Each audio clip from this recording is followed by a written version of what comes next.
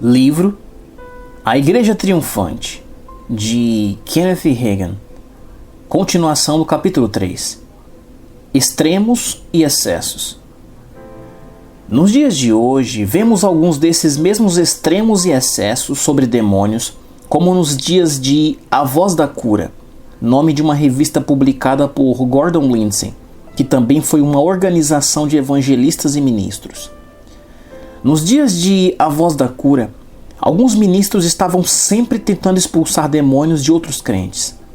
Quando alguém ia à frente para pedir oração para ser liberto do cigarro ou de algum outro vício, alguns pastores estavam sempre tentando expulsar deles algum demônio de nicotina ou álcool. Eu não tenho conhecimento de que a nicotina seja um espírito. É uma substância e ela causa dano ao corpo humano. O diabo, é claro, pode se aproveitar do vício nessa substância da mesma forma como ele se aproveita de qualquer coisa que seja extrema e que seja danosa para o corpo. Mas a questão é que desejos carnais ou prazeres da carne, incluindo vícios, sempre tentarão nos dominar se não tratarmos disso por nós mesmos. Sabendo isto, que foi crucificado com ele, Cristo, o nosso velho homem, para que o corpo do pecado seja destruído e não sirvamos o pecado como escravos, porquanto quem morreu está justificado do pecado. Assim também vós considerai-vos mortos para o pecado, mas vivos para Deus em Cristo Jesus. Não reine, portanto, o pecado em vosso corpo mortal, de maneira que obedeçais suas paixões, nem ofereçais cada um dos membros do seu corpo ao pecado como instrumentos de iniquidade, mas oferecei-vos a Deus como ressurretos dentre os mortos, e os vossos membros a Deus como instrumentos de justiça, porque o pecado não terá domínio sobre vós, pois não estáis debaixo da lei, e sim da graça.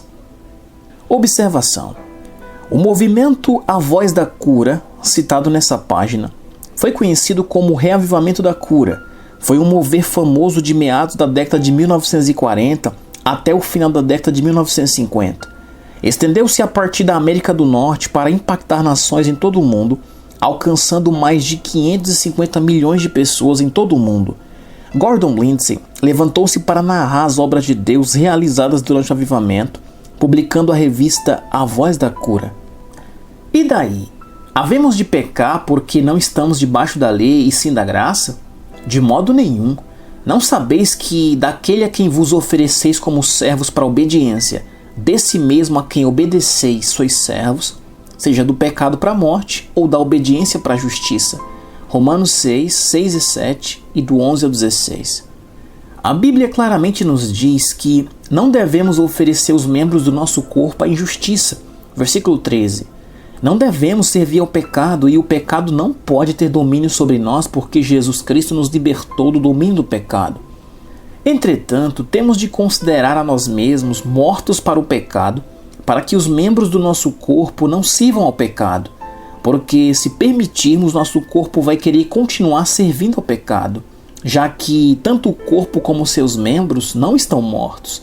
É por isso que temos de considerá-los como mortos para o pecado. Feche as portas do seu pensamento para Satanás. Para considerar ou levar em conta nossos membros físicos como mortos, teremos de aprender a fechar a porta dos nossos pensamentos para Satanás. Se falharmos nessa área, sempre teremos problemas com o diabo porque estaremos oferecendo a ele uma porta aberta para nos atacar. Satanás sempre tentará entrar em uma pessoa, salva ou não, através dos seus pensamentos, se a pessoa se render e ouvi-lo. Os pensamentos podem até vir. Na verdade, nem sempre você consegue impedi-los de vir, mas pode evitar se distrair com pensamentos prejudiciais e não edificantes.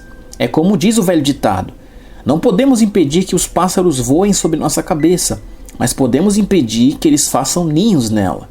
Você não pode determinar quem vem e bate em sua porta, mas certamente você tem algo a dizer a respeito de quem você convida para entrar em sua casa.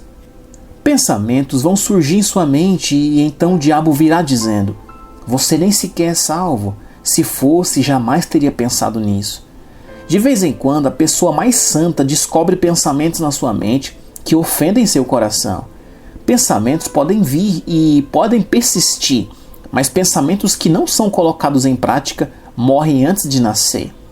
Mesmo a pessoa mais santa, que é cheia do Espírito Santo e cujo poder de Deus é demonstrado através da sua vida, ainda tem de manter a porta da mente fechada para pensamentos do diabo.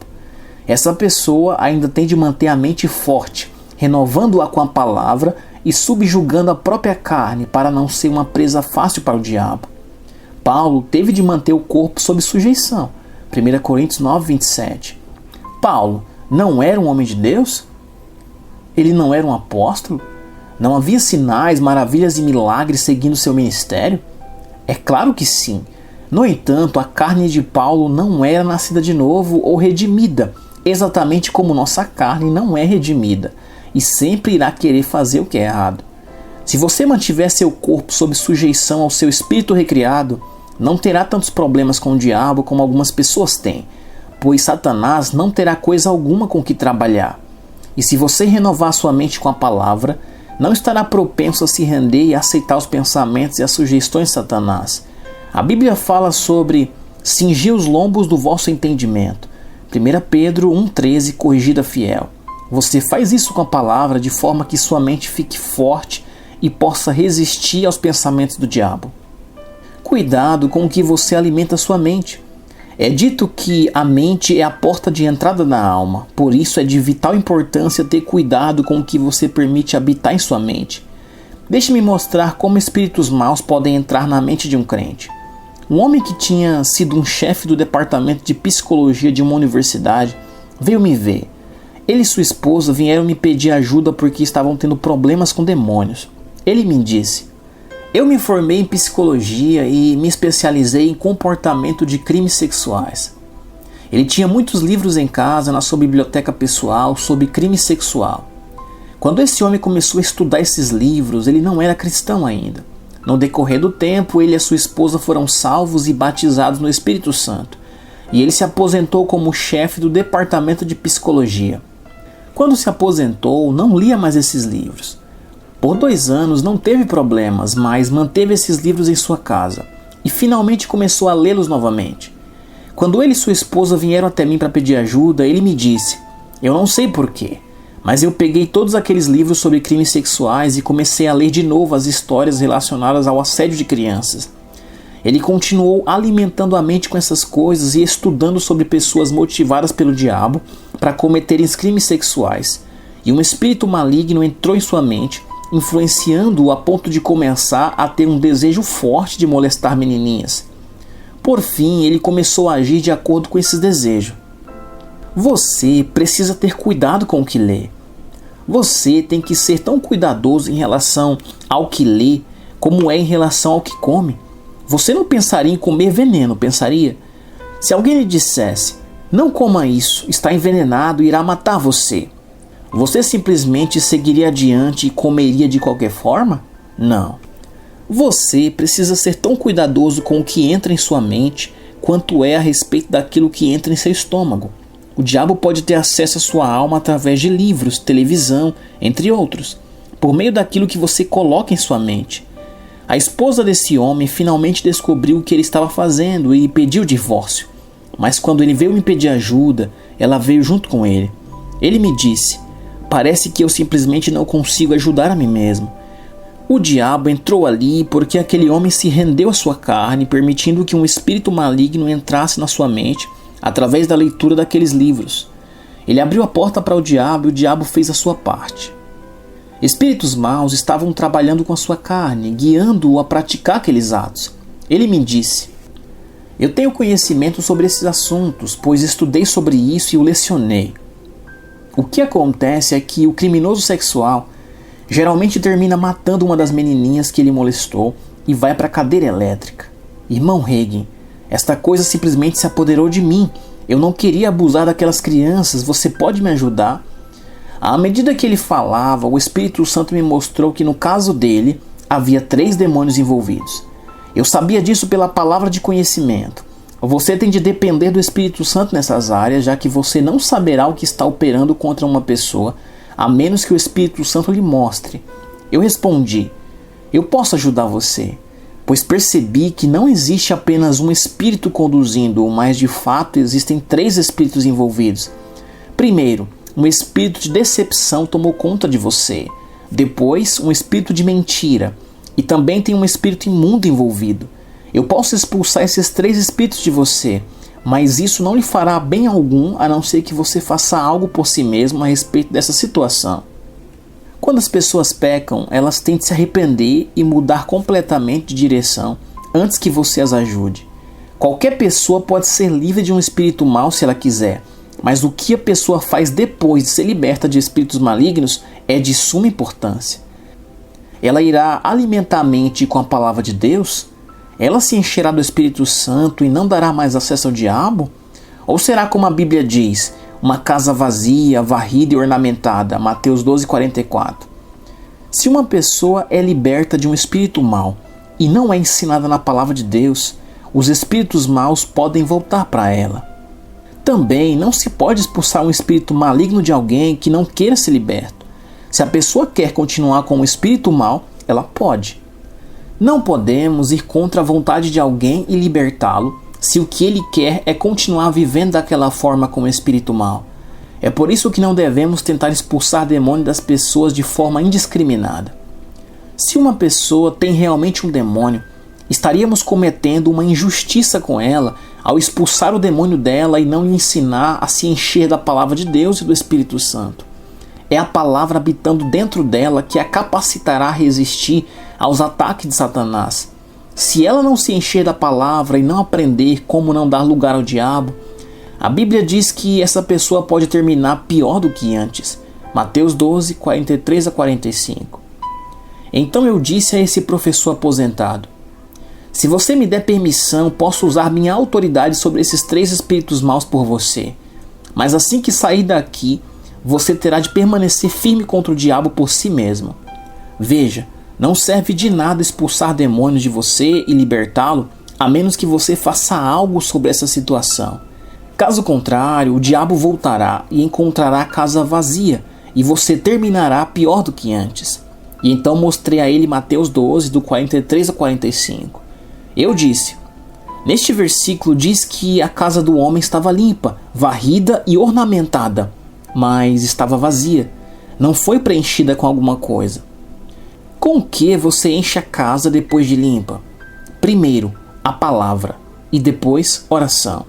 Nunca coloque a oração antes da palavra, e a oração deve ser sempre em linha com a palavra de Deus, pelas quais nos têm sido dadas as suas preciosas e muito grandes promessas, para que por meio dela vos torneis coparticipantes da natureza divina, livrando-vos da corrupção das paixões que há no mundo.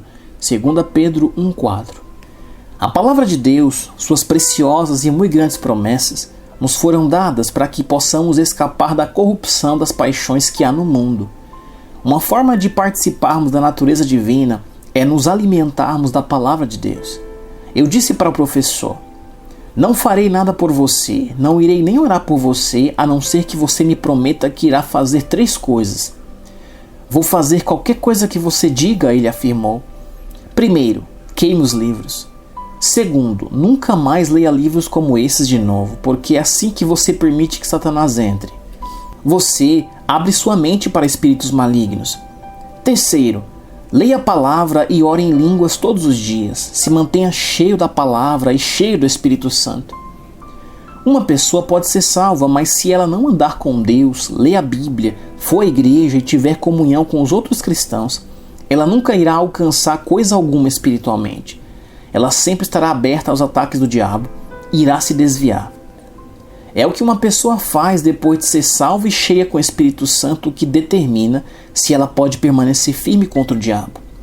Eu ensinei esse homem a não dar acesso a Satanás em sua vida.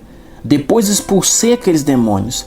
Nem me levantei da cadeira, simplesmente apontei meu dedo para ele e disse muito calmamente: eu ordeno a esses 3 espíritos maus a saírem deste homem, em nome do Senhor Jesus Cristo.